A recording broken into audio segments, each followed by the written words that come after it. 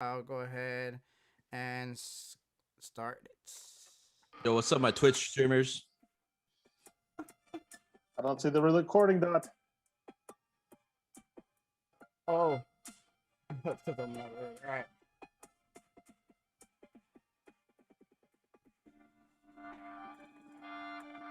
All right. Nice. We're not. So we'll go ahead and go back. But Down the straight. so we're not recording the Zoom call.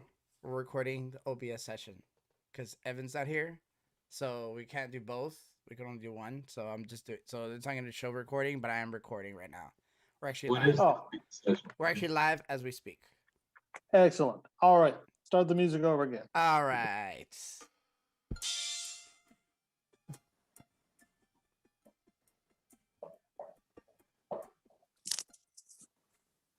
Yo, yo, yo, yo. What up, man? Welcome to Mezzo Forte Sports. That's right, Bar Talk with the super fans. We chilling out with the crew. Who two we got in today's edition? We got the man with no class. He talks trash. It is Seabass. We got a guy who's walked the walk now. He talks the talk. It is Coach Tosco. And the Red Raider and professional hater, Adrian. No crack AV today. Wish him all the best. We also got fearless host Danny BMD as always. Me, of course, your amateur hype man, Super Van Art. We talking sports, South Texas style. Go ahead, take it away, Dan. Yo, yo, yo. Welcome to Mezzo Forte Sportz. Coming to you live from San Antonio, Texas to your radio, providing some sports time for your free time. What up, this your host, Danny BMD. How's everyone doing this week? And how did your team do? Oh, man. So, just kind of going back a little bit at what past week we did have our mock drafts. That was pretty exciting. We're gonna continue that on next week on Tuesday. So we'll definitely work on that. Look forward to that. Same time, 8 to 10. We're gonna do the second half of the first round. The first round. It's gonna be pretty exciting. We already will put everything that's up. So I mean, now that people have been chosen, now you have to, make some strategy around. It's gonna be cool. You guys check it out. It's gonna be really excited.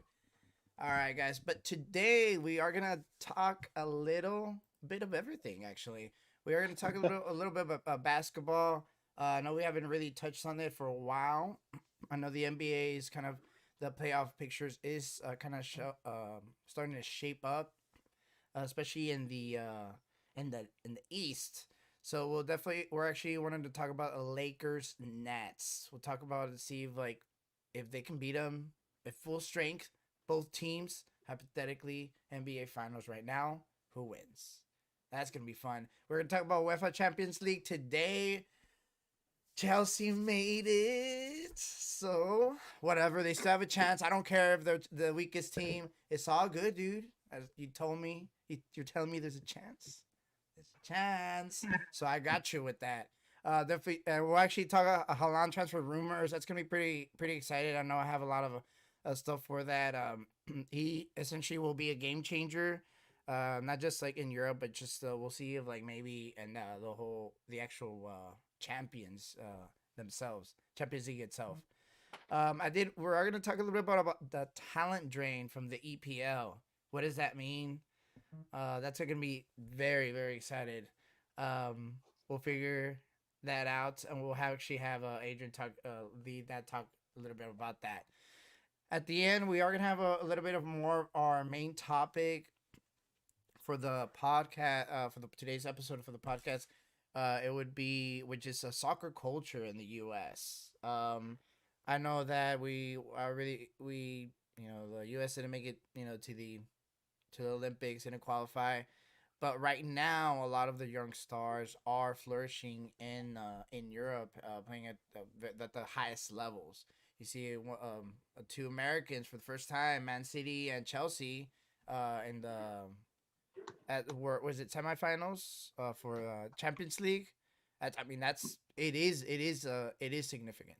So definitely, let's go have round a table. Dosco, how you doing tonight, bro? Doing good, Danny. Getting ready for the weekend, catching up on this baseball and basketball, and going good. Getting ready to relax this weekend.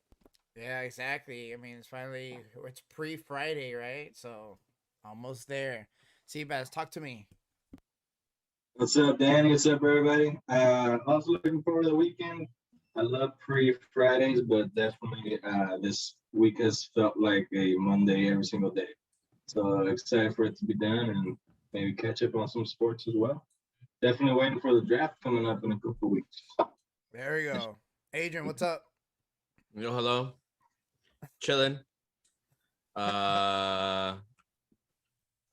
Just trying to think of jokes to make fun of Tosco. But yeah, I mean, it's gonna be good. I like the topics today, so All right, and of course, I don't know why me. of course, super you know fan, why you? What the hell? Why not? You know, super fan art. What's up, bro? It's been a while. No, it's just like a couple days. It's been like 2 days. I was worrying about you guys. No one It's hits like, me True. Of course. up. I always think the worst in that one day. We gotta have a No, it's cookout. cool. Everything's been good. We had a nice little pre-show to get the creative juices flowing. We've got some good sports going on right now. The draft, also looking forward to that in a few weeks. And also the Austin FC inaugural game that got on Saturday against LAFC. oh, there we go. Support the green and black. There we go. I think I'm gonna get a shirt. I just need to watch the game, see which players are good. Which one? I think Messi's on there. Oh, okay, dude. All right, so just we'll go ahead and go into our first topic of the day, just like the NBA. So the Lakers did beat the Nets. There was a lot of controversy. It was a lot of fighting, a lot of going back and forth. But it's just you really got to see like where a little, not a preview, necessarily, 'cause it's gonna look very different. Both teams were not at full strength. Yeah, and not even that. Like you still have to go if they're gonna meet in the finals. They're gonna have to go through. I mean, it's gonna be a while before they meet, and they have to go through a lot of, A lot of playoffs. weak teams. Yeah, it's a possibility. Yeah, the Jazz. Hey, dude, the Nuggets were doing good. Honestly, I would give the Nuggets a chance. And now the Nuggets are out. Yeah, I know. yeah. Well, yeah, I know. Again, Jamal Murray. Jamal? Yeah, he got hurt. ACL, right? Out for the Torres season. ACL. Oh. Yes. That's what they said when Rudy Gay got hurt, but yet they still made it the Grizzlies. Me. All right, guys. So the topic of today is actually gonna be a question. In a 7-game series, can you see the Lakers beat the Nets? What do you think, Adrian? I think the Lakers are gonna sweep every team in the playoffs. Oh, okay. Why? I mean, is there any like you can't take anything that the Lakers do in the regular season as like LeBron doesn't play regular season anymore. Like, let's be honest. So he's gonna come in like the playoffs usually, and the Lakers is gonna be a totally different team that no team's even used to being playing against, and it's a wrap.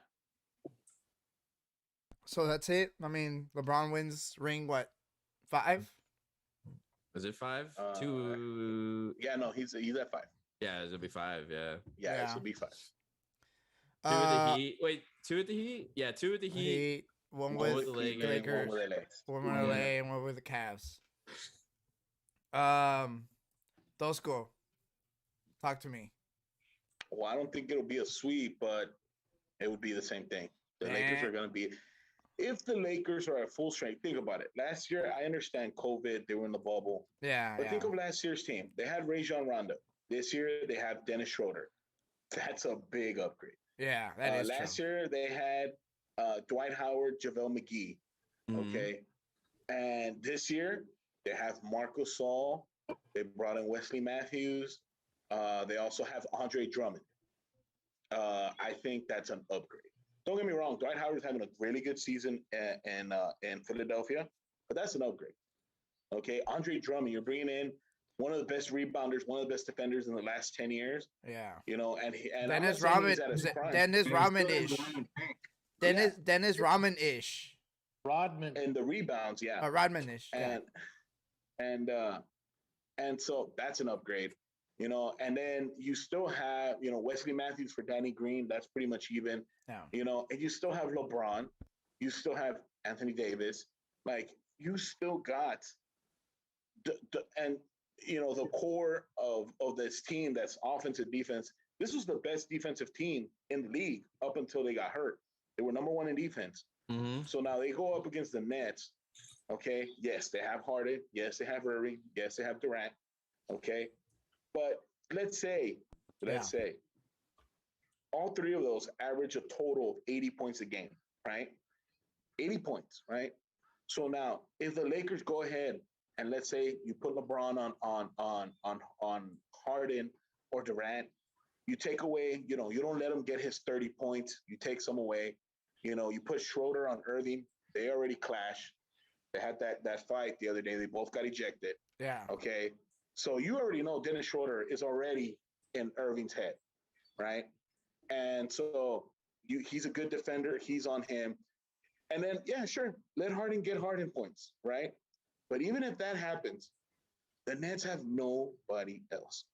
They brought in Blake Griffin. That's cool. I have Anthony Davis down the middle to, you know, destroy little Blake Griffin. Okay. What if they Golden State it and just shoot their lights out? Like 60% 3-point shooter, straight up. With what out. 3-point shooter? They don't. I mean, they Kyrie don't have that. and KD can shoot. No? Yeah, they can shoot the three, but they don't shoot it like how Curry and Thompson and them shoot it. They Well, don't shoot the three as often. Well, yeah. I mean, I'm not saying they do, but what if they do? What if they Well. just switch to that? So not the Nets then. So not the Nets, because that's not what they do. So what So do the Nets do? All let's- right, there we go. Yeah. So then So the Nets, what would they have to do to win then? Play defense. They don't play defense. That's the issue here. Okay. Sure, they're gonna put up. That's what I'm saying. That's what I'm getting at. You let those three guys get their points. That's 80 points. Okay. The Lakers can put up 100 like nothing with the firepower they have. So my point being, you let those three guys get theirs, right? And then you cover their next best guy, Jeff Green, who averages 10 points a game. You take him out. You take out Joe Harris. Let him get the 10 points. Yeah, or let him get the 10 points. That's 90. You know, you let Joe Harris score his 9 points that he gets a game, 8 points he gets a game. Like, you know, you're gonna bring all these guys down. So you're gonna put your defense on them and let those three guys get what they want, and then your defense is gonna do the rest. You're talking about the number one defensive team in the league. That's against anybody. The Lakers can also put up points. So let those three guys get what they want. That's 80, 90 points. All the Lakers need to do is get to 100 because the Nets don't play defense. So that's going to be extremely easy to do. They don't play defense. Seabass, What do you think? Both squads fully healthy. The Lakers have defense, offense, and a bench. The Nets have very good offense. That's about it. It's no contest, right? In a series. Can they beat them in one game, top healthy? Yeah, but I would say Lakers take it too. Easy. Yeah, no, and I think they go 7. I could say it goes 6, 7. I don't know about a sweep just because of that firepower. And but exactly. The Nets have but very good offense. you know, that's about it. It's no. Can the Nets go through the East? Yes, because the East sucks, right? And I think the only team, but they need more offense. The only team that can give comp to the Lakers is the 76ers with Embiid and Simmons and Tobias Harris. And those guys, they play defense, but can they score? Can Embiid be the 30, 40-point scorer? Hot streaks. Huh? For the Sixers, can they score consistently? Because they have had some games. They'll score 90, 100, yeah, but it's not every single week. And it's like you said, like Ben Simmons, like he has a game where he goes for 40, and then he has a game where he goes for 10, 12, 15, and then 30, 10, 15, 16. Like, no, we need you up here, bro. Like, if you're the superstar, don't get me wrong, he's having a great year defensively. But, you know, that's the thing. Like, and don't get me wrong, Simmons, at the beginning of the year, or even recently, he's had streaks where he's gone 30, 40, 20, 30 points. That's awesome. But it needs to be in the playoffs. It needs to be consistent, and Embiid needs to be healthy.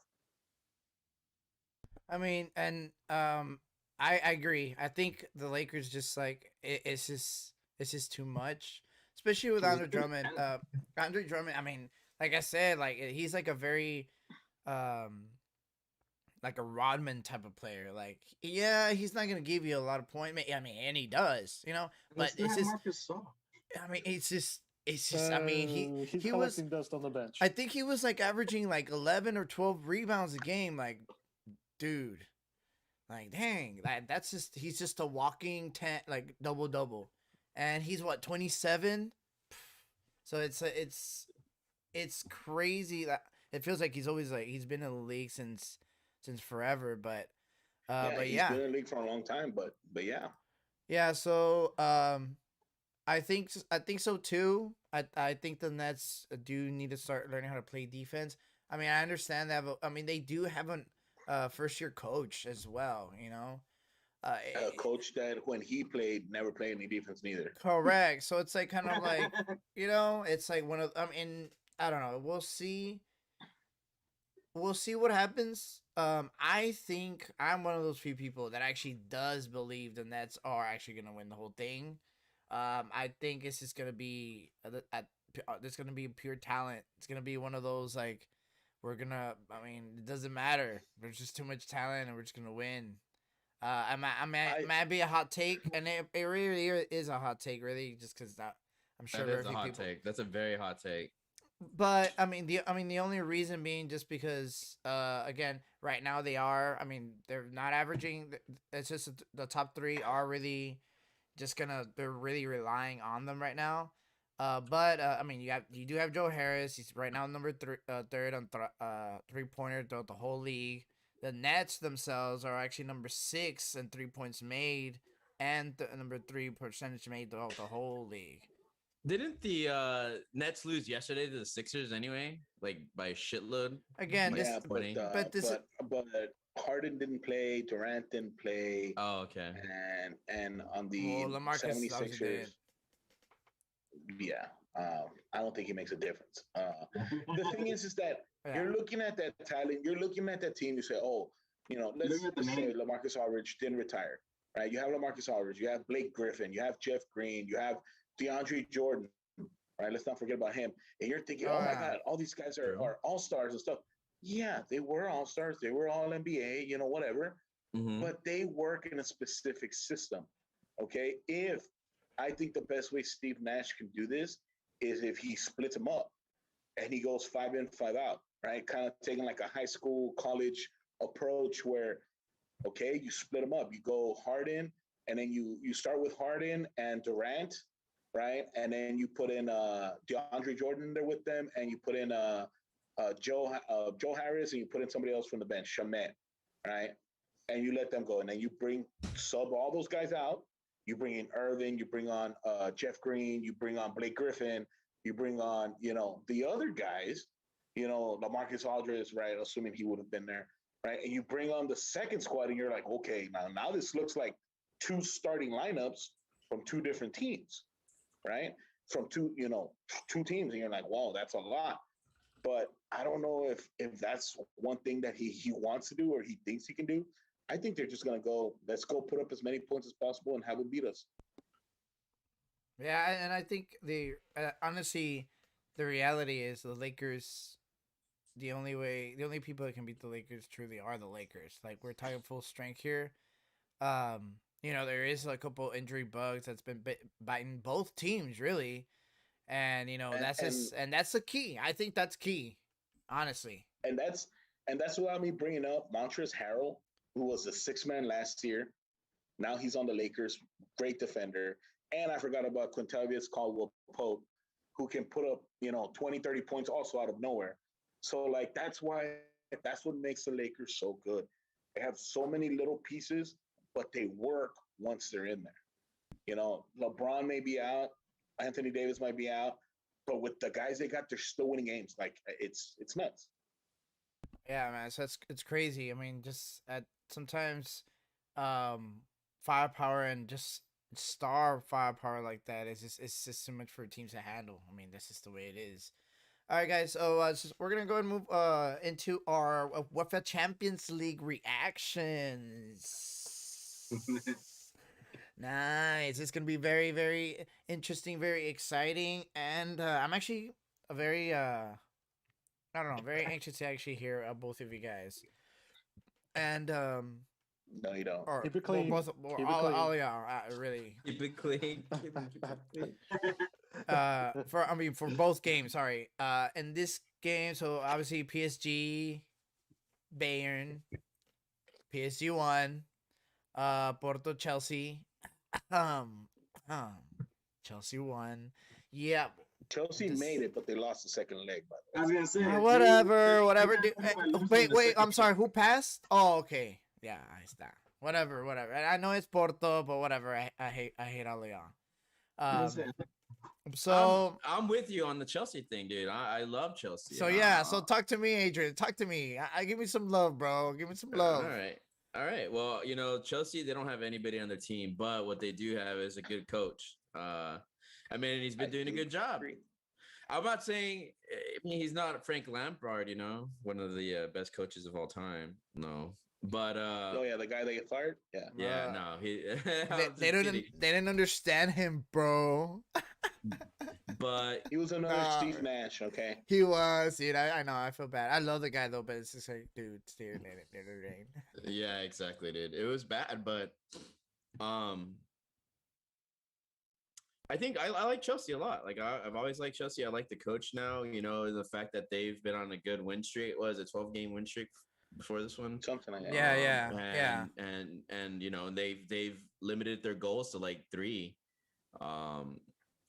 So very very heavily midfield team now, and Yeah. very Defensive good defensively. team. Well, but their defense is And- their midfield, right? Well, Yeah. for sure, but that's not what Frank Lampard was doing. Frank Lampard wanted to run it down your throat and score as many goals as possible, and you couldn't do that. And that's the best team ever. But the thing is, they don't have that team. Like, who do Yeah. they have? Like, I don't think Pulisic's that kind of player. Neither do most people. I don't think. Yeah. No.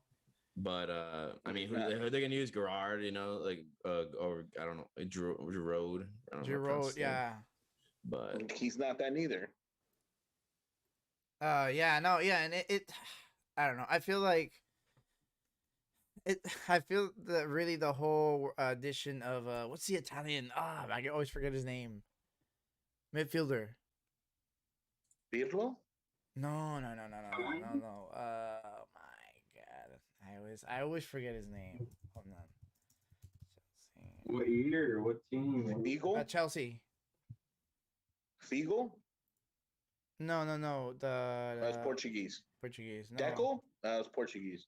I don't think they have an Italian on their team, do they? Oh, Jorginho. When they brought Jorginho in, I understood kind of what they were trying to do because they were trying to really make him a playmaker, but it just didn't work. And I feel like he just kind of gets in the way. I don't know if that makes Because any he's a sense. defensive midfielder Mm-hmm. he's a defensive midfielder with good foot skills. Yes. Good ball skills. But he was He trying to has- make him attacking. He was trying to make him an attacking Exactly. midfielder. Again, that's where Frank Lampard made the mistake. He was Yeah. trying to make them a forward team, instead of a midfield holding team. Yeah. So But the fact remains, they don't have anybody. I mean, I agree. I mean, It's like you don't make it to the semifinals of the Champions League, like When you have an easy by road, chance. you do. I mean, I guess so. not even Liverpool with their cast that I think is like, I mean, obviously it's like 10 times better than Chelsea's. Okay. So let me real quick before you make your point. In their group stage, Chelsea had Sevilla, Rennes, and some team Krasnodar. You don't even have to say Okay. it. Exactly. So that was an easy advance. So they make advance that. Okay. Sure. They make it to the bracket. They did have a hard draw. They did play Atletico Madrid. They pull off the upset. Cool. They play Porto, easy. And honestly, out of the 3 teams that are left, they picked the easiest team to play. They got the easiest. they got Real Madrid, which is the easiest one to go up against. I'd rather see them than Manchester City or PSG. So, I mean, other than Atletico Madrid, who I don't know why they played so poorly against Chelsea. I mean, Chelsea's had it easy. Yeah. I mean, honestly, and that's what we're saying, like how like I don't think they're a complete team either. Well, they're a brand new team, like realistically. Yeah. Exactly. Like they're, they've just started with this new, playing style. So I get, take a couple games to get into it, but I don't think they could beat Real Madrid or anything, but I mean, I guess anything could happen in soccer. Yeah. So what do you think, Sebas? Talk to me. Oh, is your mic working? Sorry about that, guys. I was having some technical issues here. Yeah. But I will actually defer that back to Arturo. I kind of want to hear some of his thoughts there. I'm going to have to step aside for a second. Sorry, guys. Okay. All right. No, we'll just go ahead. Yeah, go for it, Arturo. I don't know if you caught on a little bit. Yeah, go for it. No, I don't know anything. Oh, okay. Yeah. No, he hasn't caught up with any of that stuff. This realm of sports is a y'all's arena. Sorry, Artie. I do like your enthusiasm, though. Yeah, no, and right now, so the final lineup, semifinal lineup is set already. Real Madrid versus Chelsea, and PSG versus Man City. I still think, honestly, like realistically, that Man City is probably gonna win the whole thing. But I just want to kind of get everyone's opinion. I would like, like a Chelsea, Real Madrid, or I'm sorry, Well, Chelsea PSG, something random, something kind of like out there, I or thought- whatever, I thought Bayern would make it, so the fact that PSG won, I'm pretty sure PSG honestly, is gonna win the third thing. Honestly, me too. I thought they were. I didn't think PSG was gonna actually make it through, but yeah. Well, remember, PSG was in the final last year versus Bayern, so they did know the team. They did know the tactics. Yeah. Mhm. So yeah. So your quick thoughts on that? Just quick last thoughts on the semifinals. Let's go. Semifinal matchups. I mean, looking at the matchups, I mean, I'm telling you, Chelsea got the easier team to play. Doesn't mean they're gonna win. Doesn't mean they're gonna lose. I mean, I think that they're not proven. Happens, they're not proven. One, two. The good thing is their coach is gonna put them in a position not to fail.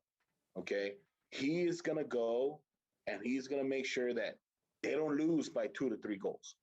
Okay, that's not gonna happen. Okay, but I think that their young midfield, because it is young, okay, and not as proven, not as experienced, okay, needs to handle that Real Madrid midfield, because that Real Madrid midfield is proven.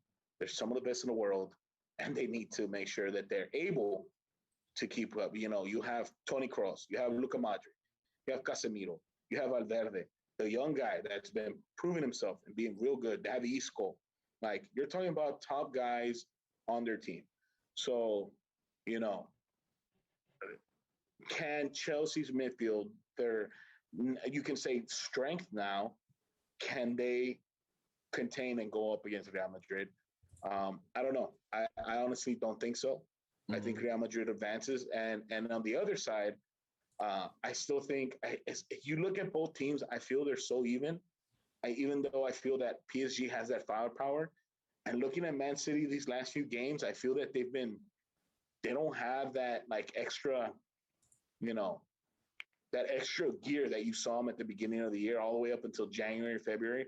I don't know. If I feel that Man City even has a little bit of an off game, I feel that Neymar, Mbappe, they're just going to go out and be all over them. So I think PSG's, I feel I pick Manchester City to win it all, but I wouldn't be surprised if PSG wins.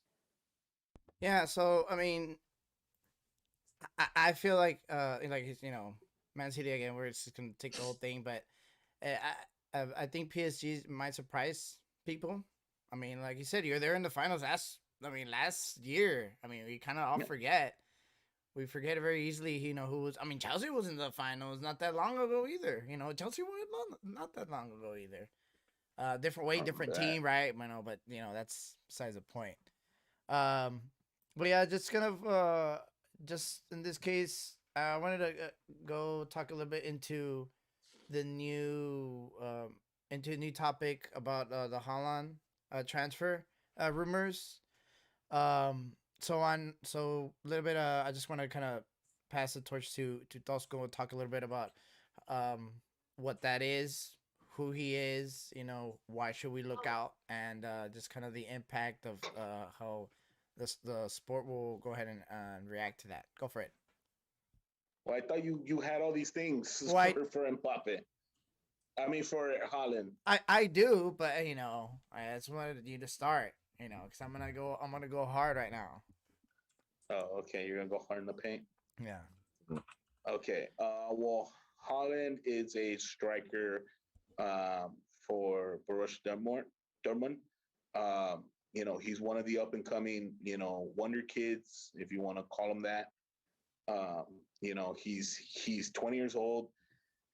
He's already setting records. He might make Norway actually relevant in the Euros or in the World Cup, next year if they make it. But he's played 38 games and he scored 34 goals for Dortmund since he came into that team last year. Where since he started, he's been a goal machine. He's very he's a player that's very appealing. He attracts people. He attracts. He takes in the stardom, and he's a very likable guy. He has a great personality. His interviews are hilarious. If you ever seen them, if you haven't seen them, go see them. They're funny.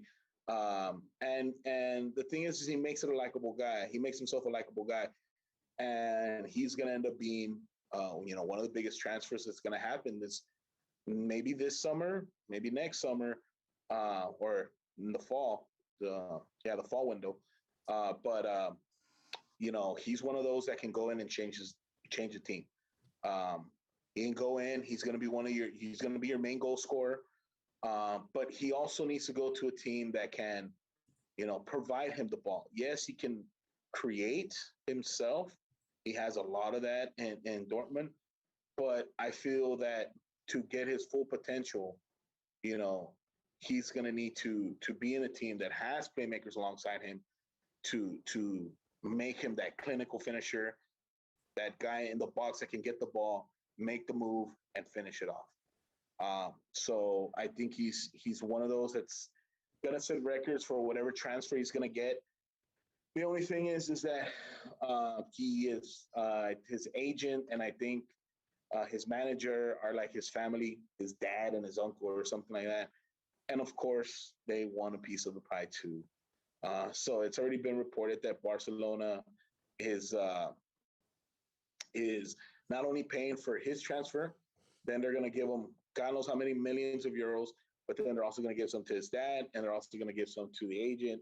Like it's going to like a 3-person deal just for him to go there. And it's like, I don't know. That's the best type of situation to be in. But we're going to see. I mean, there's Barcelona's in it, Real Madrid's in it, Manchester City, Manchester United, Chelsea. So he's got, teams to pick from, and it's going to be up to him whether he wants the most money or go to a team that can win, go to a league that's more prestigious, go to a club that's more prestigious. That's something we don't know yet. He hasn't really discussed a lot about it because he is playing his cards close to his chest. And I think once he makes the move, that's when we'll find out, he did it for this and did it for that or whatever the case may be. But yeah, I mean, he's a star in the making, and he's going to be, one of the biggest offensive threats in the world. Yeah. So and right now it's currently like kind of you were saying, a lot of teams are trying to be suitors for him. Barcelona's obviously there is no cap in the soccer world, so they can just bust out the blank check and just sign it.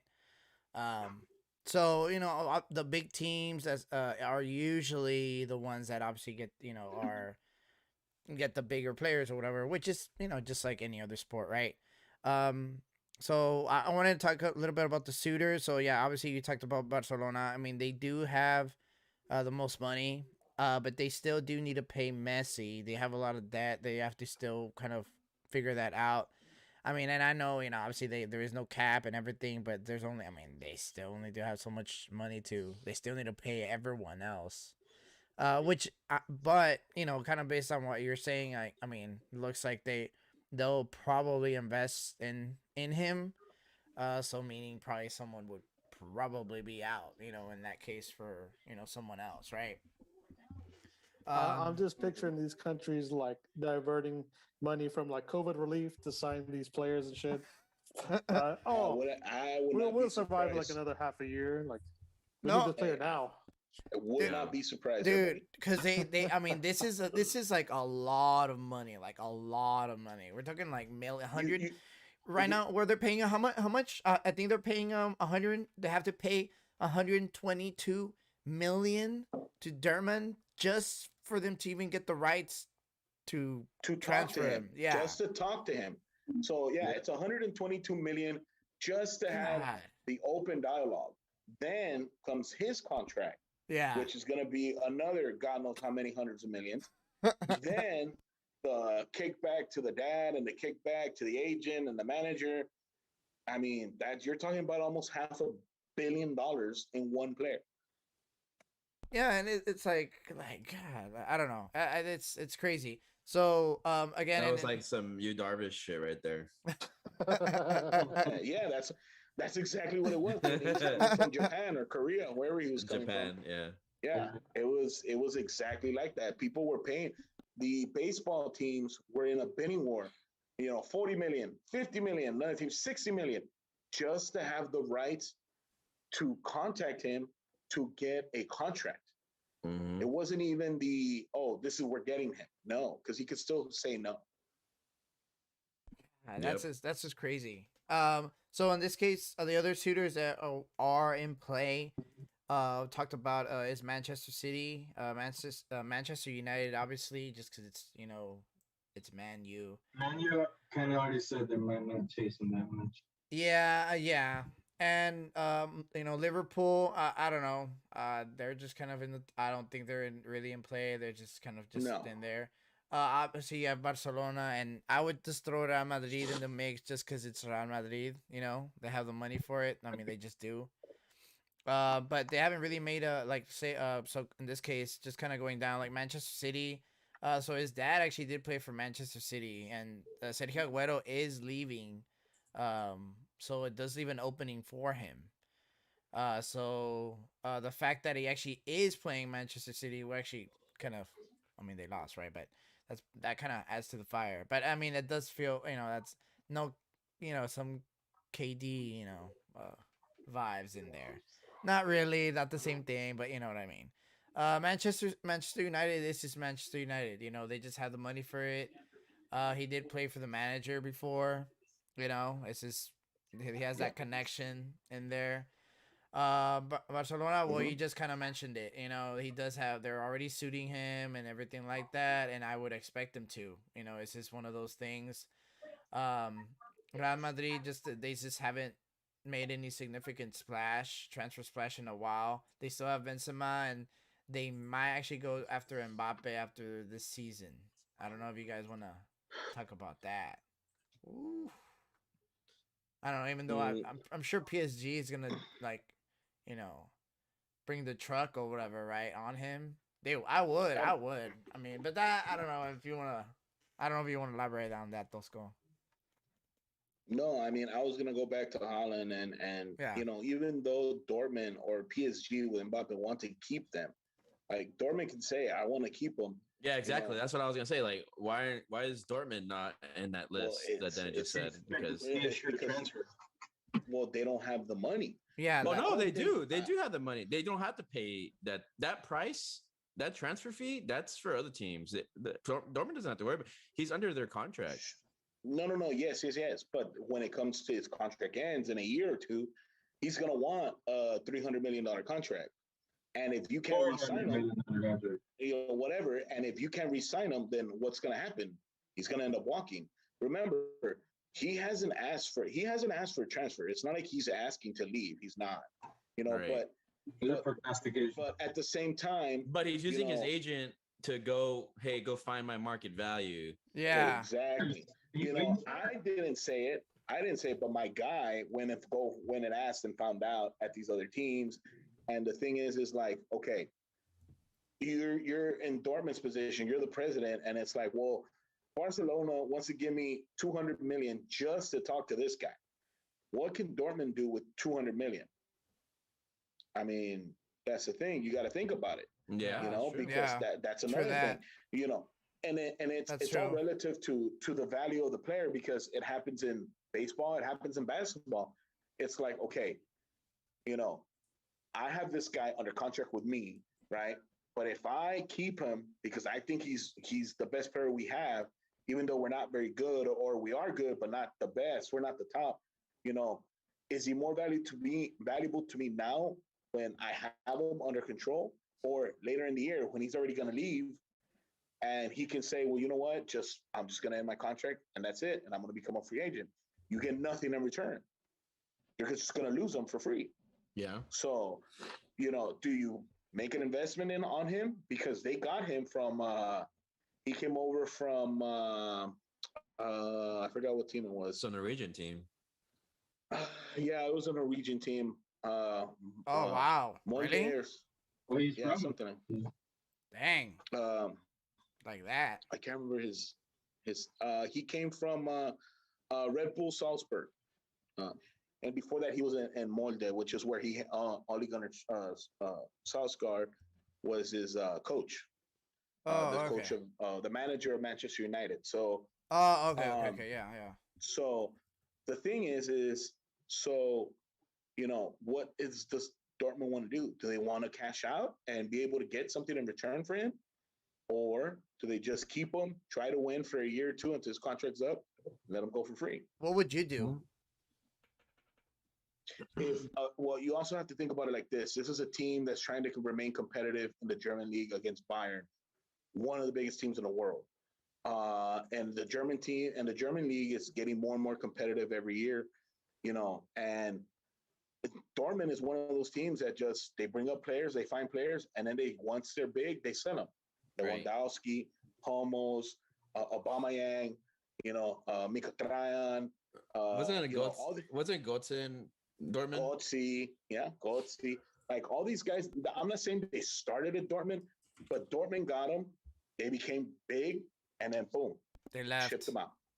Yeah, and so you're talking about these guys that are really, really good. Socrates, and the Bender brothers.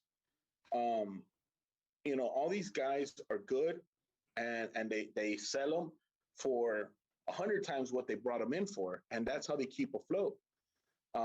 So I would, if I'm the head of this organization, I probably, if they're offering me 200 million, 300 million, yeah, I mean, I'm gonna have to take it, because I can still continue to be decent by signing other players with that money. And we're gonna let go of probably one of the best young stars, but it's just one of those things. It's business. It's business. Yeah, being a realist, pretty much. Yeah. Being a realist. Someone has to pay for the building, like literally for the lights on. He's not going to be with your team in 5 years. Get whatever you can out of him. And think about it now. And the comparison you have to make yourself is, okay, with the team I have now, with him on there, we made it to the quarterfinals of the UEFA, right? Do we have enough money to bring in other players to become good enough to make it to the UEFA final? Right? And we don't know, because Dortmund doesn't bring in big names. Yeah. So who are you going to bring in, to come to Dortmund and try and help Haaland, and then make it to win? So you're going to invest more money. You're going to spend more money in trying to bring in players. And who knows if you're going to win, competing against PSG, Bayern, Man City, Real Madrid, Chelsea. These teams are at the top of the top. So yeah. It's either you spend more money to try and become as competitive as the top teams in the world, or you stay where you are, middle above average team, and you get a lot of money. Yeah, I mean, and it's like, I don't know, it's one of those things where you finally, I don't know, we always talk about like passing the torch. I always talk about that, where I'm not saying this is necessarily one of those things, but now you have very younger players starting to finally, like, oh, okay, you can see, like, oh, look at their potential, where they can be, and then starting to actually grow from there. So just kind of segueing into that, I wanted to talk about just like the talent drain from the EPL. Just want to Adrian kind of start that. What does that mean? The talent drain from the EPL or from the world? In this case, we talked about that. Talk to me. So basically, what I mean by that is the fact that the big name soccer players that we were familiar with, like in years past, like, I mean, you just think about, like, a year where it was Thierry Henry and Rooney and Robin Van Persie and Cristiano Ronaldo, and all these big names of soccer players, the most famous ones, no longer being in England, being more spread out throughout other leagues. And so you get, like, but the issue with that is that you get a lot of top heavy teams, right? Like, La Liga in Spain, where they have just Barcelona, Real, maybe Atletico, maybe sometimes, or you get, France, where it's just PSG. Like, I know before it was like maybe PSG, Lyon, and Monaco, maybe, or Marseille or something. Yeah. Marseille. Yeah. But yeah, so now you just you get all these top heavy teams, and none of those players play for EPL. So it's like, it's kind of, I mean, look at Chelsea's team, right? Like in UEFA, like, compare them with everybody else in the semifinals, and it's like ridiculous. It's like not even close. Yeah. Yeah. And they're like, what is it? They're fifth right now in standings. Right. So what do you think, Tosco? Well, and this is the thing you gotta see. You gotta look at the players. You gotta look at the rosters, and you gotta look at how the teams are created. This is the one thing I do like about the Premier League, is that every coach has their own tactics, has their own way to play.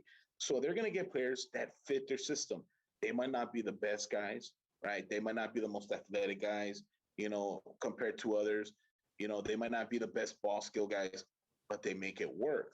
So if you look at the EPL, right, the English Premier League, and you look at the top teams, yes, Manchester City, they do have stars, right? They do have De Bruyne, they have Kuhn, they have what's his name? They have Gundogan. Like, say what you want. These are guys that are big names. They're draws. These are guys that for their country, for their team, they're at the top, right? Gabriel Jesus, they have Bernardo Silva, they have Fernandinho. Like, these are some of the top guys in the world at their positions, right? You look at Liverpool, same thing. Salah, Firmino, they have the defender, a virtual Van Dijk. They have Allison. Some of the best players. But you take away those two teams, I can look at Leicester, who's in third, right? They're third in the EPL. Their most notable player is Jamie Vardy. Okay? Don't get me wrong, Jamie Vardy is a good player, but Jamie Vardy is nowhere compared to these other guys that I just named. If you look at second place, Manchester United. Manchester United, big draw, big team, a lot of money. Their most notable or biggest guy is David De Gea, their goalie, or Paul Pogba. And that's that Pogba hasn't really been at top of his game. They brought in Cavani, who, he was one of the biggest strikers in the world. 5-6 10 years ago. Yeah. Yeah. So they don't really have a superstar. You have Bruno Fernandes, you have Rashford, who are becoming, they're superstars on the rise. They're stars on the rise, but they're not there yet. And they haven't had a superstar in the years. right? Yeah. You Yeah. look at Everton. Everton has nobody. Their biggest star is James, and that's after he been thrown away from Real Madrid. Wow. Yeah, Yeah. James is their main star. Wow. You know, Chelsea has their biggest And star is probably Goku. Thiago Silva, who's already 36 years old. You know, Yeah. everybody else is a bunch of young guys or people they don't that are on the come up. Spiricueta, but whatever. Yeah. Sure, but Aspilicueta the same thing. He's already 31. Like he's a Yeah. defender. Yeah. You know that probably isn't gonna get a call up anymore. You know, and so you know you look at Arsenal. Maybe. No. Arsenal's most notable player is Willian, Aubameyang, or Lacazette. That's not Oh, bad. Lacazette. That's not Yeah, good. 5 years ago. Yeah, Lacazette has been a bust in Arsenal. Okay. Willian got in Arsenal. Willian has been let go by Chelsea. They Yeah. didn't want him. Yeah. Aubameyang, They don't want to pay him. They don't want to pay him. yeah, Aubameyang bust in Arsenal. He was great in Dortmund. Hasn't really done anything in Arsenal. I mean, you can go, you know, team by team and look at these teams, and you're like, well, what's going on? Where are these stars? So where They're are not they? here anymore? Where are they? Where are they, They're in Adrian? Spain. They're in Italy. Oh. They're in Germany. They've gone to the more prestigious, the ones of the clubs that hold value because it's who they is. They have the history. Not that the EPL doesn't have it, but at the same time, it's like, well, we have players, you know, teams that are okay, that are average, you know, and because they try and build these players up, you know, and they play a certain system, the stars don't want to come here. They rather go somewhere else and try and make it work for the big team.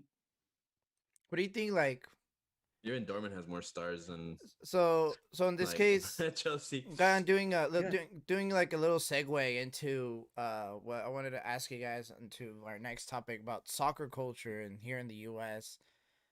Just kind of using that, like what you guys were telling me more how like talent now is being just dispersed around the globe. How does that affect the U.S.? I know that they do have talking Champions Leagues. They have two Americans in the semifinals Champions League, which they've never had before. You know, it's not, you know, oh my God, you know, big impact or whatever, right? Oh. But in this case, but what the significance of that is, and just like kind of like just moving forward, how the younger players right now, because they're young, right? Is Chris from Chelsea, Pulisic. right? Pulisic from Mhm. Chelsea, and then the guy from, I forgot what the guy from, Man City. Stack Um, Stefan. yeah, so you know, and they're young, right? So this is like, I just want to kind of get your opinion on that. Both of y'all's opinion on that. In this case, just yeah, how does that starting to affect now the U.S. culture in the U.S. and just kind of moving forward? Well, I think that's bullshit because I'm pretty sure the other guy is like on the bench or some shit. So Well, Stefan is not a starter. It's Ederson. But Ederson, you know, he's had his struggles here and there, and you know, Stefan has played, but not. No, he's not the starter. No, he's not. Yeah, But yeah. he does have, you know, he is, you know, one of the up and coming best players for the United States. So He's their number one. He's their main goalie. but I'll say this, like on that answer, like Yeah, Adrian. these up and comers in these Champions League or whatever, they still don't do the same draw that Donovan and I don't remember their names. Oh my God, it's been so long. Oh, Jermaine Jones. No, not Jermaine Jones. Well, yeah, Jermaine Jones. Who's the other guy though? Roma that from was- Roma. No, yeah, he played for Roma for a bit. He played for Tottenham for a bit too. Wasn't it? Oguchi Onyewu. No, number 6. It's number 6.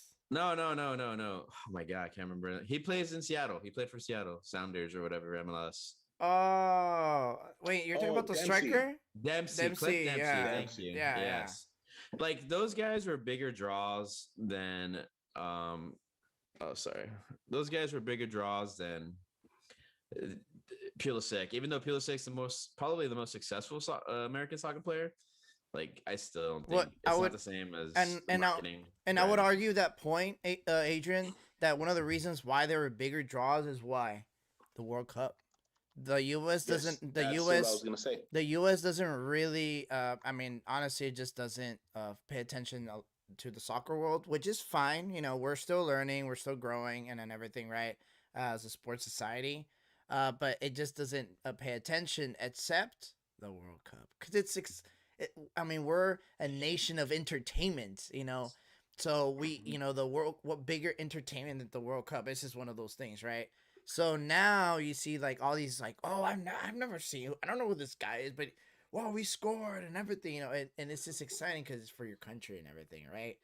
And I feel like the Well- exposure, not just World Cup, maybe like the Olympics, but just like those big spectacles that actually the bigger non casual fans, if you will, start seeing that, then the exposure's a little bit bigger. What do you think, Tosco? Well, I want to ask. I want to ask you, and I want to ask Seabass. Seabass, you're still here? No, he's not here.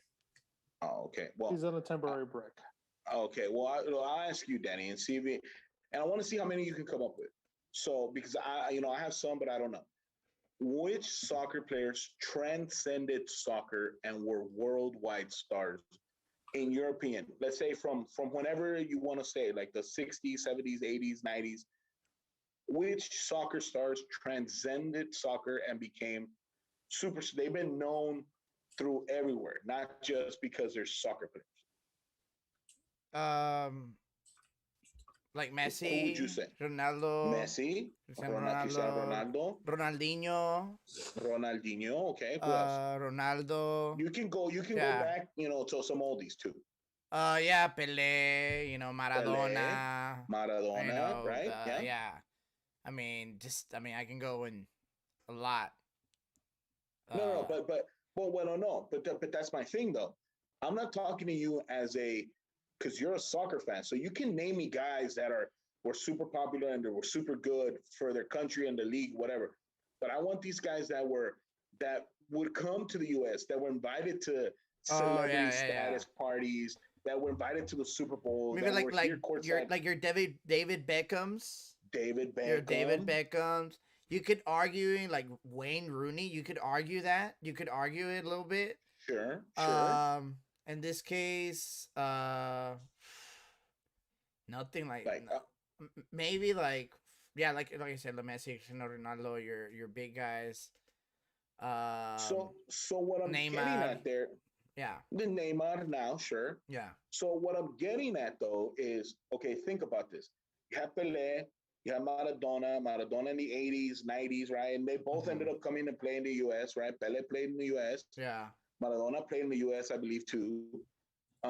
So when the MLS started, when the MLS became, revamped and became more popular, it was when there was a new superstar, when Messi, when Ronaldinho, when Cristiano, these guys transcended soccer. They were big worldwide superstars. And when did that start happening? Late 90s, early 2000s. Even Ronaldo, the original, the other Ronaldo, I forgot his name, the complete name, but Ronaldo from Brazil. Oh, yeah. It's Ronaldo number 9. Yes, number 9. Yeah, the one that won the World Cup. Nazaret or something, Navarrete or something like that, right? Edith. That's something. Edith. Something like that. Yeah. But yeah, I know who you're talking about. Yeah. Okay, so these guys were huge. They transcended soccer. Yeah. You can even, and so the thing is that's when when people started noticing, okay, oh, who's this guy? Oh, Ronaldinho, the guy that's super good, was in commercials. Even now, like they come out in commercials. Who do you see? Messi, Ronaldo. Those are the guys that transcended soccer. They were not just soccer players; they were celebrity soccer players. Yeah. And so this started happening in the 90s, 2000s. What I'm getting at, that was the time Landon Donovan, Clint Dempsey played. And then these guys were the ones that were playing in Europe. Yeah. And Landon Donovan played at Everton. Was he the best player? No. Did he play a lot? Yeah. Did he score a lot of goals? He scored a decent amount of goals. But the fact that they were competitive with an American, it started garnering interest. Yeah. Clint Dempsey was in Fulham. Fulham, that's Again, right. was he? He Mhm. wasn't the best player, No, but he but played. he did a lot of things for Fulham. Yeah, and But he played He scored. He scored a 80 couple minutes, times. maybe 70 minutes a game. I think I was I like, he can scored. I can probably make the argument that Clint Dempsey was a better player in Fulham than Landon Donovan in Everton. Yeah, I think so too, or at least more impactful. Yes. More impactful, yes. And then you even had Tim Howard, who was on Manchester Oh, United. Oh yeah, Tim yeah, Howard. Tim That's Howard. So right. Oh, all yeah. this is happening in the Everton. 2000s. No, Tim Howard was for Manchester United, and he was a backup. Oh, yeah, Um, man. But the point being though is this is when Ronaldinho, Ronaldo, Cristiano Ronaldo, Messi were all coming up. They were becoming superstars. You have Americans in Europe doing good. The World Cup is coming. Yeah. We have our team qualifies, and then you have these good guys on the team, and then they're doing Like they're good in the World familiar. Cup. You're a little bit more familiar. They're more familiar Yeah, to so- you. So then that's what, and another thing, United States versus Mexico. Then Mexico and Landon Donovan, they hated each other. So it was a big storyline. Oh, we're going up against Mexico. Oh, we're going up against the enemy. Oh, we're going up against the rival, right? And Landon Donovan peed on their field. And Landon Donovan, did this celebration on at the Azteca and da da da, and the disrespect, right? But all along, Mexico had a better team, right? And we weren't that great, but it was a storyline and it captivated people, right?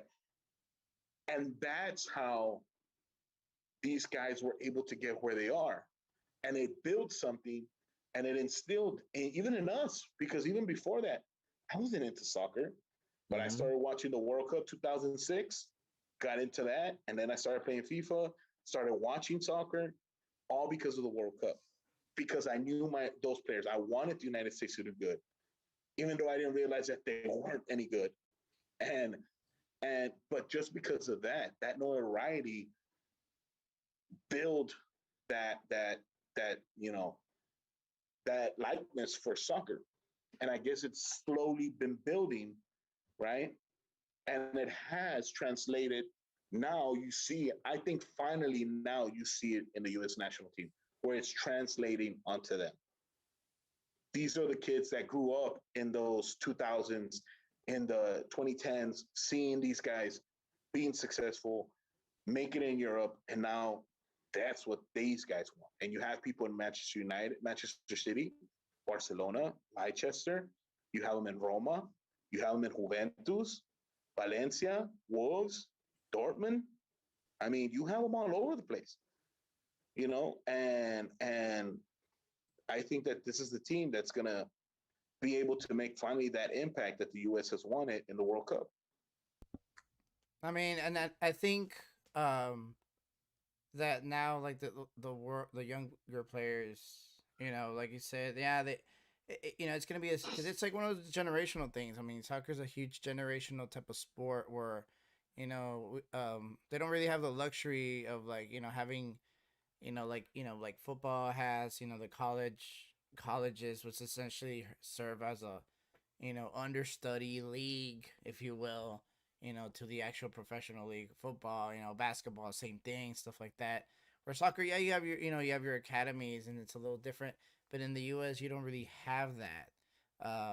It's just one of those things where, like in high school, it's just a lot, better and cooler, easier, if you will, just to succeed in like football, and like for an athlete, right, to succeed in football or like basketball, even like tennis, golf, before they were able to even succeed, playing soccer in the US, or at least have that much, being able to make that money and stuff like that. Like, oh, why am I gonna make this much over here playing in MLS, or even as a backup in this league is, where I can just go to the NBA, NFL, and be making millions of dollars. So I just want to kind of get your perspective on that. Like, do you think that would be an accurate take, or just what do you think? Go for it, Tosco. Well, you also have to look at that dynamic of football and soccer and basketball in high school. how many times have we seen on TV a soccer player, see how strong they are, see how fast they are, see how high they jump? I don't think we ever seen that. But the NFL Combine, the college, the pro days, the high school All-American games, they show us their 40. They show us how strong they are. They show us how high they can jump, how far they can jump, right? College and basketball, they show us, their dunking ability. They show us their shooting ability. When have we seen that from soccer?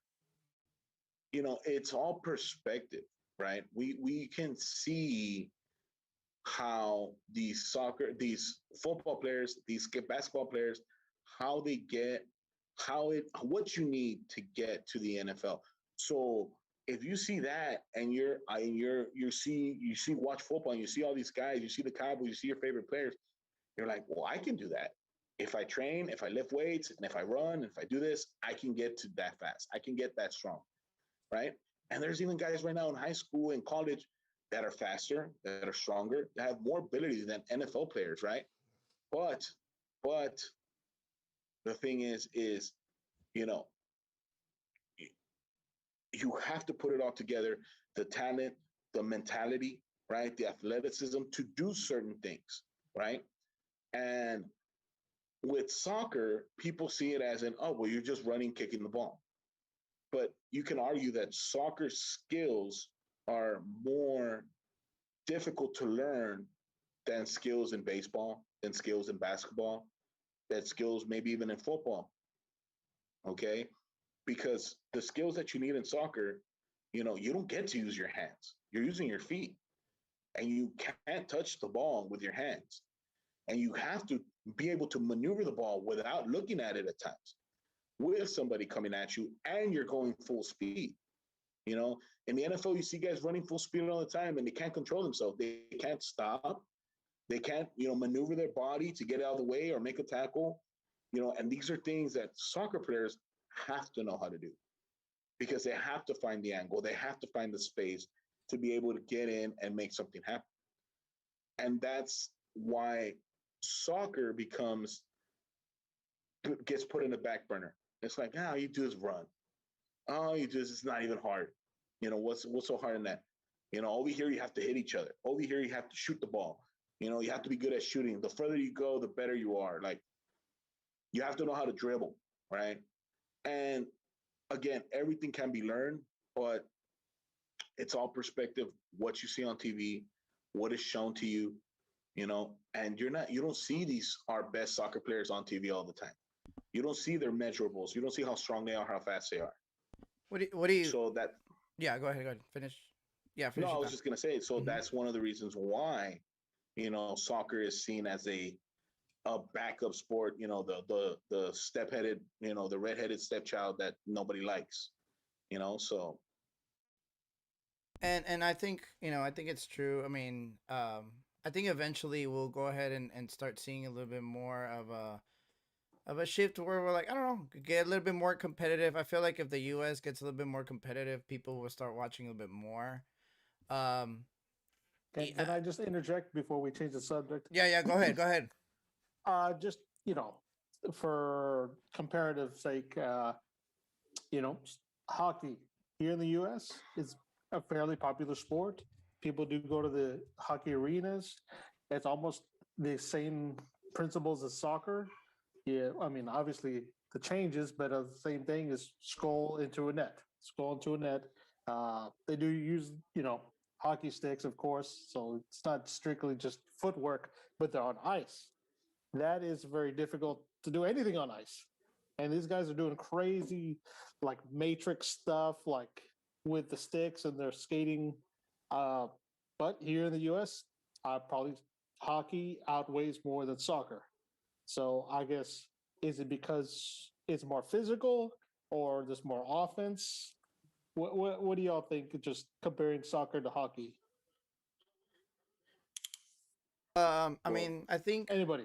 I think it's a good comparison. I mean, I don't know. I don't really like to compare really like a sports per se. They kind of have their own thing. But go ahead, Tosco. Well, I think if you are going to compare, I think those two sports are good to compare because Art's right. they do have a lot of the same rules. There's offsides. There's certain rules about going in and out where you can be positioned. They have wingers, they have defenders, they have forwards. It's similar in a lot of ways, but I think it's just the action, the speed. The rink is not as big as a soccer field. The speed you can get, the hits you can give, the maneuvers you have to make. Yeah, soccer has that too, but it's when you're in the midfield, then you're holding the ball, and certain tactics, are you're holding, you're passing, and you do a million passes in the midfield. Yeah, sure, it's not the most entertaining thing. Once the ball gets in the box, anything can happen, right? You're trying to make things happen. Footwork, moves, that's when things come in and out. But at the same time, it's like, people want the energy, people want the excitement, people want the entertainment that you can get fast and you can get quick. That's why people love football. If you really look at it, playing football, I think lasts what they said 6 to 7 seconds. Yeah. And then you're just watching 6 to 7 seconds every single time. Yeah. 6 Seriously. to 7 seconds. Yeah. And that's all you're watching, right? Because if you think about it, the time's going. That's how the time runs out. The time's going. But each play is like 6 to 7 to 10 seconds if it's a longer play. Yeah, and then technically they run like a 40 seconds off the clock for every play, kind of ish. Well, that's like if from the beginning to the end. Yeah, I was gonna say yeah, but you only see like. But a play is only like 6 to 7 seconds on average. Yeah. So I mean, that's that self gratification that you get from football. That okay, what's gonna happen on this play? And you're watching, and then what happens once the play's over? You look down at your phone, you're looking over here, you're looking over there. Oh, it's gonna start. You're back, right? It's that instant gratification of something's gonna happen. It better happen quick, or else I'm gonna lose it. I'm gonna lose my attention. So, okay, that's cool. I was just making that comparison since hockey and soccer are both in the back burners behind, football, basketball, and baseball. And to see what makes hockey so different in terms of the culture here in the U.S. And of course, we'll definitely start working around with different sports. Just besides the big major ones, soccer's obviously being a big one. So that's a good thing that we all are kind of all learning about everything, every single sport. I did want to segue real quick into baseball. Just talk a little bit about it and not go into depth. I know that it's just more, we don't really kind of prepare for it, but it's just more of an extra thing. I know that already the first couple of weekends now have 2 weekends already have gone. I know Mr. Superfan Art is a Rangers fan, but unfortunately they're not doing so well, but that's okay. They still have the whole season to catch up. Tosco, talk to me about that. Just give me a little update. They came back and won. They did? Yeah, they won. Yeah, they hit wow, I got correct. I'm straight. 10 innings, bro. Gotta be current. I mean, so far it's going okay. There has been a couple of COVID outbreaks, and they've already canceled a couple of games. But the good thing is they're keeping some of the rules that they did when they were running the season last year during COVID. They make up the games by doing double headers, but they cut them to 7 innings instead of 9. If it goes to extra innings, there's a guy on second base already. So there's a couple of things that are going on there. The Rangers, they're having the fans in the stands. Yeah, so states like Texas and Florida and Georgia, they already have full. Huh? Texas? Yes, sir. Damn they straight. have full stadiums. Yeah, true that. They have full stadiums. The Rangers had the beginning. The Rangers had their. It was like literally a full sold out stadium or whatever the first day, right? Yeah, it was over 40 something thousand, and they debuted that new stadium, and yeah, it was packed to the max. And Florida games are also available to be sold out. Georgia also same thing; they're allowed to sold out. Slowly and surely, there's other states that are allowing more and more people allowed into the stadium. California is going from I think 10% to about 20%.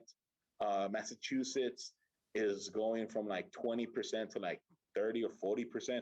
So slowly, as more vaccines are out, as more people are getting vaccinated, and there's less and less COVID cases, the numbers are going to start going up more and more. And they're saying that hopefully by the end of the year, by the end of this baseball season, all stadiums will be at 100%. So availability. But we'll see. We'll see how it goes. The thing is that there's been times where like the players, like the Astros 2 days ago or yesterday, they had, 3 of their best players, 4 starters out because they came in contact with somebody who got COVID.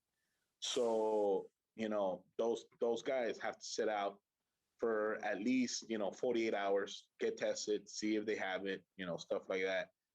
And then they can come back. So there's times where the team is going to be down their main players, their starters, and have to bring up guys, those from the minor leagues and see how they do. And I think that is going to have an impact later on. We don't see it right now because, it's the second week. We're on our 10th game, 11th game, and there's 160. But you're going to see it later on when, you're a game from going into the playoffs and, remember that one game you played with all backups and all minor leaguers because you had COVID, because your guy went out to go eat and should have stayed home, or your guy went out to the club and should have stayed home. And these things are going to come back to bite some teams in the butt later on this year. But I think so far, it's holding true to some of the better teams. Houston started off really well.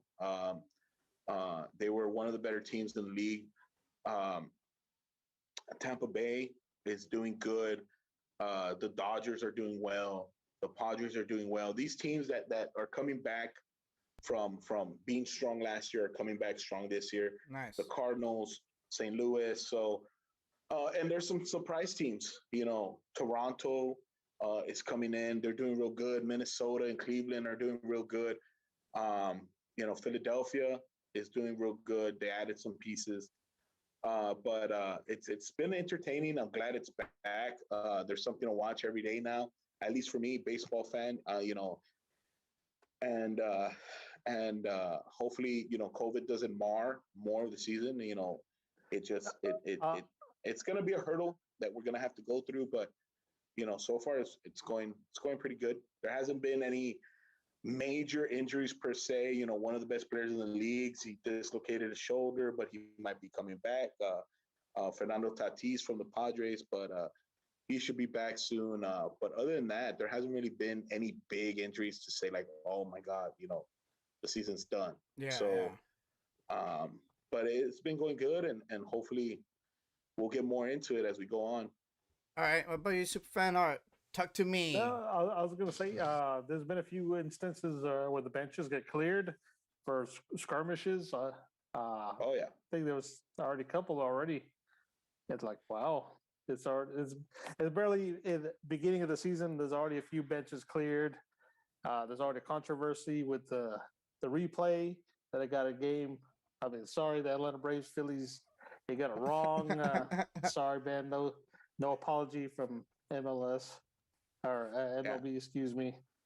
How about what about you? What about Texas Rangers chances this year? What's up with that? Talk to me. I mean, I can't really say since things are so early right now. Yeah. I just saw they had a good game. Had to close out in the 10th inning with the Tampa Bay. So that's always a good thing. I mean, I'll root for any Texas-based team. So Astros and the Rangers, like, I'm all for them. So, I mean, obviously I'm going to be optimistic for them. But I'm not as an avid baseball fan as Coach Losco here, but I'm starting to warm up to it. It's been getting exciting. Yeah. I was going to say, earlier, a couple of weeks back, wasn't there a player, I don't know from which team, but he recently became like the third highest paid player. I don't know. It was a recent like contract that came up. Those school. I don't know. You can fill that in for me. Yeah, that was Fernando Tatis, the one I said that Oh, that got dang. hurt. Oh, dang. Yeah, he had just signed right before the season. Oh well, no, actually, you know what? I think I know who he's talking about. It was after Tatis. Well, Tatis signed like I think it was a $300 million contract. And he actually got hurt by swinging. He swung so hard, and when he swung, his shoulder dislocated. Oh, shit. God. And but yeah, he's hurt. But then it was also the Mets. So the Mets made a That's trade what in the it offseason. was. A team from the East. This is the Mets. Yeah, the Mets traded. The New York Mets traded for Francisco Lindor, probably one of the best shortstops or the best shortstop in the MLB from Cleveland. And that's why Cleveland's such a surprise because they got rid of their best player. So the Mets traded for him, and Lindor said, he only has a year on that contract, and that's kind of what, going back to what we were talking about soccer. The Cleveland Indians had Lindor. He's one of the best players. He's an asset, and they said, okay, we have 1 year with him left. I don't know if we can win it all with him with what we brought in, right? But we have this last year with him.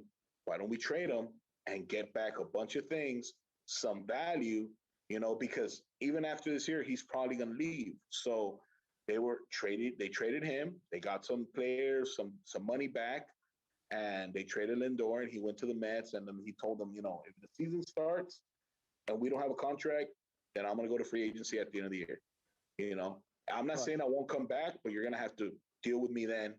I don't want to have contract talks during the season. So on the day before or the day of opening day, they signed him for, I think it was $325 million over 5 years or something like that, or 10 years.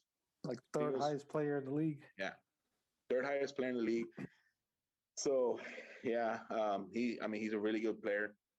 I was like, at this point, like, is it like the investment already paying off for the Mets? I guess it's because it's that instant gratification, right? And we can compare it to Haaland in soccer. Yeah. Or there's buyer's remorse. Yeah, well, that's the thing. Like, you're gonna spend 300 million, 400 million on a player. You're gonna want to win right away because you got this player. Yeah, but again, exactly. It's not just the one person that's gonna win you games. I mean, I can give you the Braves right now. The Braves probably have the best player in the league right now. Ronald Acuna. He's number one in RBIs and batting average and on base percentage and everything. Slugging. He's number one in everything.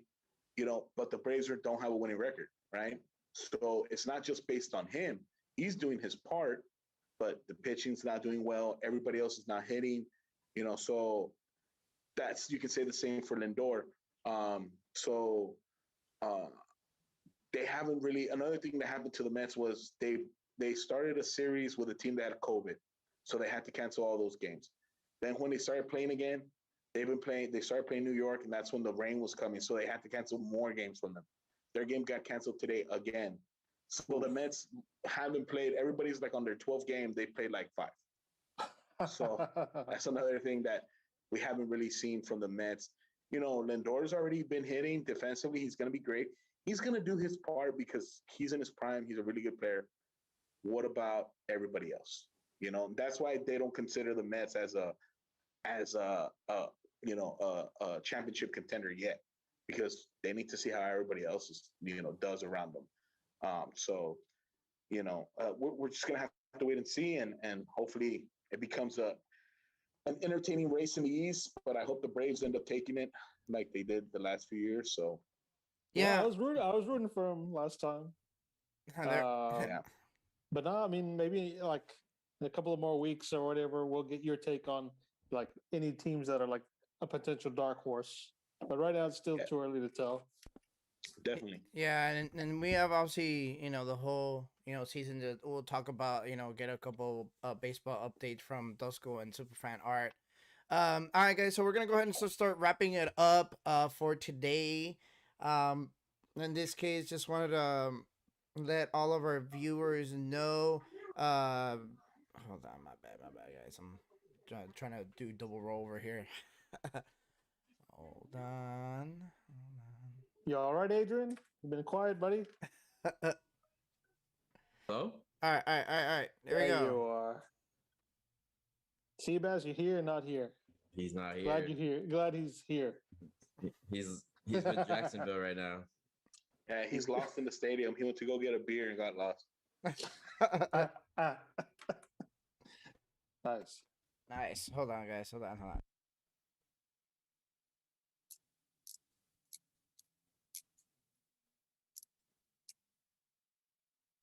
Apparently, Justin Fields might go number 1 overall. Oh my god. I can see that. Dude, and then I was actually real quick. I was just reading that Larry Fitzgerald might not come back. He might actually, he might retire. Yeah, Yes. no, he's gonna retire. Do you think so? Do you think? Yeah. Just gonna a quick opinion right before we get out. He's like 48 years old. I mean, Adrian, go ahead. he's been and just real quick for the audience. So he's been actually taking 1 year contract with the team since 2016. Just this would be his 18th season with the team. Just want to get your take on that, Adrian. This is your team, Adrian. They're my second favorite team now. Oh, no, they're my yeah, third favorite. No, they're my second. All right, well, Adrian. Yeah, he's gone, dude. He doesn't bring anything to the team. He's not the player he used to be. So I don't even think the Cardinals would even like him back, really. What about AJ Green? What about AJ Green? Well, I think that's why they're bringing in Cardinals signed AJ Green. Yeah, Huh? I think that's What do you think about that signing? yeah. What I think about AJ Green? Mhm. I Yeah, think they AJ, signed him. yeah, I'd rather get Des Bryant than AJ Green. Oh my god. Okay, well, I mean, I they're think not that far away now. But I think it does. Just keep your receipt, man. I mean, and don't get me wrong, AJ Green, he's been hurt and everything, but I still think that he does add a little bit more dimension. I mean, to the AJ Green offense, hasn't if been anything. relevant for like 5 years, bro. Well, yeah, dude, because it's in Cincinnati. I mean, that's besides the point. The fact that he was relevant in Cincinnati and that division is pretty hard. He was relevant for like 2 years. I don't know about that. Okay, fine, 3. I mean, he wasn't bad. Was he not a top 10 receiver? But yeah, he was. But look, they're not signing AJ Green to be a top 10 receiver. Correct. Right. Yeah. You already have a top 3 receiver or a top 2 receiver. Yeah. Right. So you want AJ Green on the other side to complement him, but my point being is, do you like the signing? Do you think he can be the number 2 guy? Because they don't have Christian Kirk anymore. Christian Kirk's gone. No, he's Right. still there. No, Christian Kirk got let go. Or he's a free agent. I'm pretty sure. I don't know.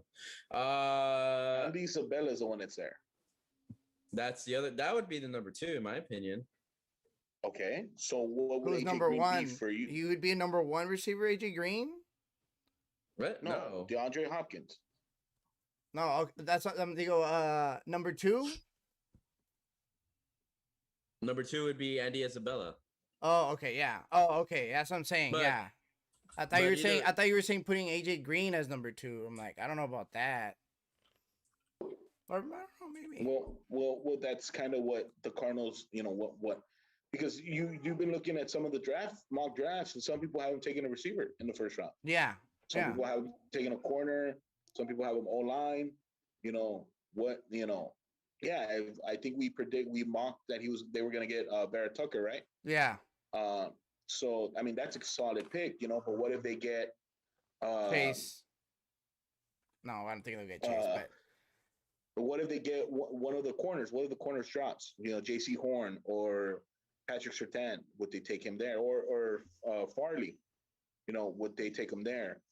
Would they take a receiver? What if Waddle's there? Would they take Waddle? Yeah. Those are all possibilities at what, 15 or 14? Yeah. I think I actually had them. No, they're 15. They're 15, 16. right? Yeah. 16. No, they're 16. Oh, 16. Damn, they're a little down there, dude. But my point is that the possibility is there could be a guy there that could fall to them. Do you think it would be good for them to take it, Adrian? To take a receiver? What do you think would be a receiver? Let's say Jalen Waddle's there. Should they get Jalen Waddle? I mean, I fucking love it. I would got him. I would get him. Well, would the team need him? Would they need him more than an O lineman or a corner? Nah, I think they need if they get a corner, they're fucking set. Like defensively. Okay, so my point is, but see, the thing is, okay, so if I was coach, I'm Cliff Kingsbury. But legit, you're the GM. You want the team to be good. What would you I'm take? Cliff Kingsbury, right? Okay. Okay. I'm gonna take Jalen Waddle with a fire on. Air raid offense. Let's fucking go. So you're gonna try and outscore everybody. So that would be my game plan. Yes. Call me Mike Leach. Oh, I'll call you Mike Leach. I really would. There you go. You got a new nickname now, Adrian. You're I'd be the leech. mad scientist, dude. No, you're just the leech. So that's what I'm saying. Like, you would take that. That's cool. I think But is that what they personally, need? I personally would take an I know. O line. I just would. Like, I mean, just because I don't know. We go back to like the fact that I don't even trust the QB anyway, because but that's besides the point. But I mean, you that's think the Nets are gonna beat the Lakers, so oh my god, I think they are. Whatever. like No. with confidence Hey. too. Like, oh yeah, they're gonna Yeah. take the whole thing. Like they I'll probably say- I'll were say making out the this. second round. Okay. I'll say AD torn ACL. Bye. What's up? I'll say this.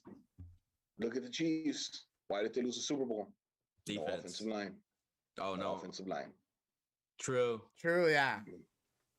That is very true. So, And look at Tom Brady. I mean, But it's Brady. He can throw the ball in like 3 seconds or whatever, right? But yeah, but say what you want. All those Patriot teams, that Tampa Bay team, Tampa Bay probably doesn't have, the best O-line, but they have good guys at every position. They're decent. They're good. They're serviceable. The Patriots, they had Matt Light. They had Sebastian Ballmer. They had Andrews. They have Tooney. They've had Mankins. They've had, you're talking about some of the best linemen throughout the years. A lot of those guys overlapped. So, Andrewsy, like back early in the 2000s, like they've had a lot of good offensive linemen. So, it's something that he's always had. That's why he's been so good. The Cowboys, they've been good. Those years that they were good. Why? They invested in that offensive line, and teams that do that now, they look at the Colts. The Colts are Phillip Rivers, took them to the second round. Why? Because of that offensive line. Mm-hmm. So, I think you have to invest on that line, defend, protect that franchise quarterback, and you go from there. all right, guys. So real quick, again, we're just gonna start wrapping up now. I didn't mean to extend on that. Just gonna kind of, because I know that the Cardinals are one of those. I feel like now they're a little bit of a dark horse now. Now that Adrian's kind of bringing it up. You're sipping that Kool-Aid. No defense. Yeah. That's That's what everyone said about all my picks. Stole drafted Mahomes. He sucks ass. Like he's gonna be trash. Never said that. That's Never the first thing he told me when I said he got Never drafted. said that. I was like Super Bowl bound Chiefs. That's what I said. So Oh, I texted okay. him. Now I can probably pull up that text honestly. I'll look for it later. Go look for it. I never said that. all right, guys, we're gonna start wrapping it up for today. In this case, God damn it, guys. Just wanted to give a shout out to everyone listening for today, all of our audiences on Twitch, on YouTube, and on Facebook Live. That's it for this week's episode. So go ahead and again follow us, subscribe to us on Facebook, Twitch, Instagram, and YouTube. Thank you to our subscribers. Music provided by Studio 13th Day. This is Danny BMD signing off with everyone. Got Coach Tosco, Adrian, Superfan, Art. What's up? Bring it home, Art. Thank you, Dan. Lesson of the day is as LaMarcus Aldridge retires, the Brooklyn Nets will start looking for new hires. Superstars need only apply. Remember, sports are great and mean nothing without you all the fans. This is episode number 22. Until next time, folks, be cool, stay safe, and keep on listening to Mezzo Forte Sportz. Nice.